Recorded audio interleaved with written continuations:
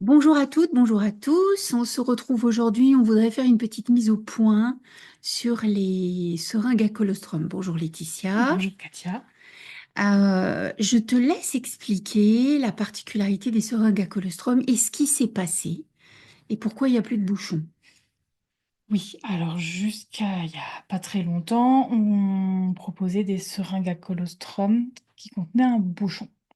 Et en fait, il faut savoir qu'on a eu notamment deux cas au Royaume-Uni, mais de nourrissons qui se sont retrouvés avec le bouchon avalé, dont un qui a même dû être opéré pour récupérer le bouchon.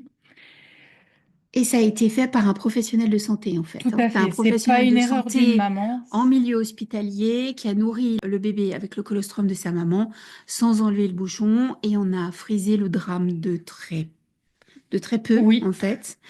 Et eh bien, cela a suggéré qu'en fait, il ne fallait pas mettre des bouchons sur les seringues à colostrum, à moins de trouver une solution pour que le bouchon ne soit pas amovible. Et donc, les fabricants réfléchissent actuellement à trouver des solutions pour que le bouchon soit accroché, mais sans être accroché complètement. ouais. Mais la solution, elle n'est pas trouvée pour le moment. Donc, en attendant, ce qu'on fait, bah, c'est qu'on enlève tout simplement les bouchons des seringues. Du coup, actuellement, vous allez recevoir des seringues sans le bouchon. Oui. Donc, il n'y a plus de bouchons dans les seringues, ce qui évidemment pose une question. Mais j'aimerais que tu reviennes sur la particularité de la seringue à colostrum par rapport à une autre seringue.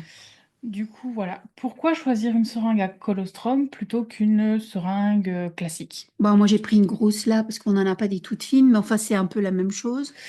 Alors, on va voir plusieurs points. On va voir déjà le fait que sur ces seringues à colostrum, en fait, on va pouvoir expulser le lait jusqu'à la dernière goutte.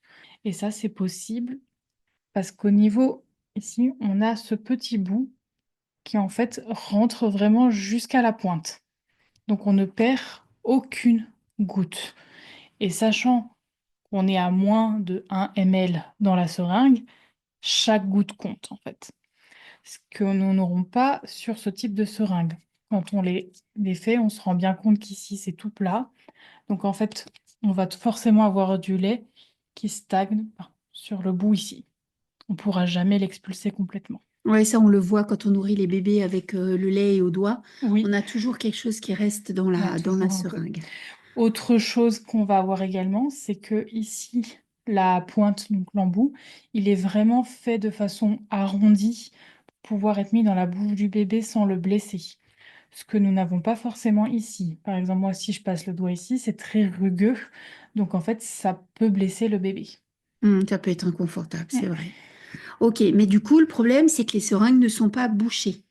Oui, Donc, qu'est-ce qu'on fait? Quelles sont les solutions? Parce qu'il a fallu trouver des protocoles qui ont été changés, hein, puisque là, on utilise des seringues qui sont utilisées dans plus de 50 pays au monde. C'est les seringues les plus connues, les plus utilisées.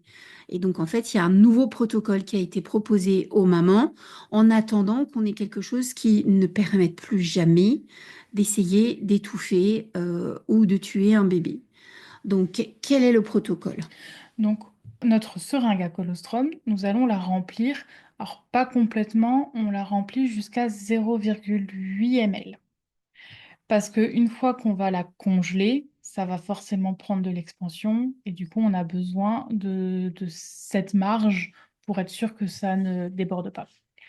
Une fois qu'on l'a remplie de lait, en fait, ce qu'on va faire, c'est qu'on va prendre un flacon, un grand flacon de conservation, que ce soit en plastique ou en verre, hein, d'ailleurs, hein. Prendre l'un ou l'autre selon la préférence. Et en fait, on va mettre notre seringue directement dedans. Donc, on va pouvoir en mettre plusieurs. Alors, le maximum dans le protocole, c'est Ils disent 8 dans le protocole. 8 seringues 8 seringues, maximum par flacon tout à fait. et on va étiqueter le flacon. C'est ça. Comme Oui. ça, on peut étiqueter le flacon. L'avantage du flacon, c'est qu'au congélateur, en fait, peu importe ce que vous aurez à côté, ça va jamais venir écraser les seringues.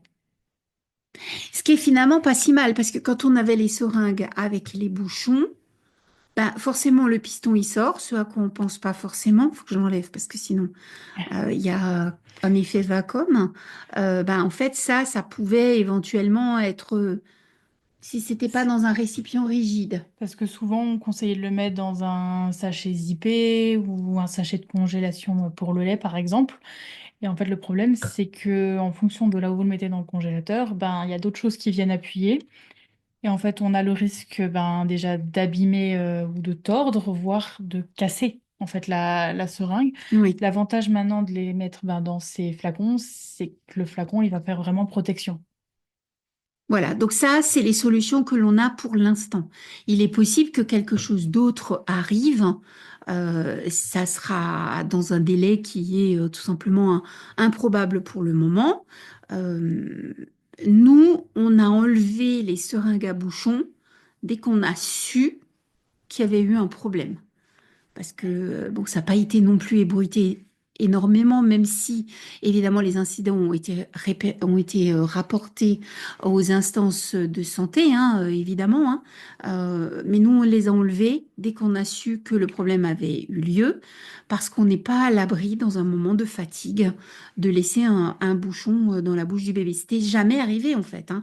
Moi, je connais ces seringues depuis plus de 10 ans. On n'avait jamais eu de soucis. Et de toute façon, elles existent depuis beaucoup plus longtemps. Mais il n'empêche que pour nous, c'était précieux de faire comme ça. Et donc, on a des mamans qui nous disent, ah bah oui, mais il n'y a pas de bouchon. Bah non, il n'y a plus de bouchon et pour des raisons tout à fait valables. Donc, en attendant, ce que toi, tu fais quand tu as des mamans qui demandent des seringues, Donc, on leur explique bien pourquoi on a retiré le bouchon. Et en fait, on offre un flacon pour qu'elles puissent le mettre au congélateur. comme ça, elles ont la première approche et elles vont pouvoir commencer à faire leur stock sans être embarrassées, en fait. Et on envoie bien entendu le protocole sous forme de papier pour qu'en fait elles l'aient et quand elles reçoivent, elles savent à quoi se référer. Combien on met dans la seringue, combien on met dans un flacon, et puis les indications de conservation dans le congélateur. Voilà, donc c'était juste une petite vidéo pour faire la mise au point et vous expliquer la raison de ces seringues sans bouchon. En tout cas, pourquoi nous on a fait ce choix. Et puis, ben, on vous retrouve pour d'autres expériences lors d'une prochaine vidéo. Et voilà, merci Laetitia pour tes explications et on vous dit à bientôt. À bientôt.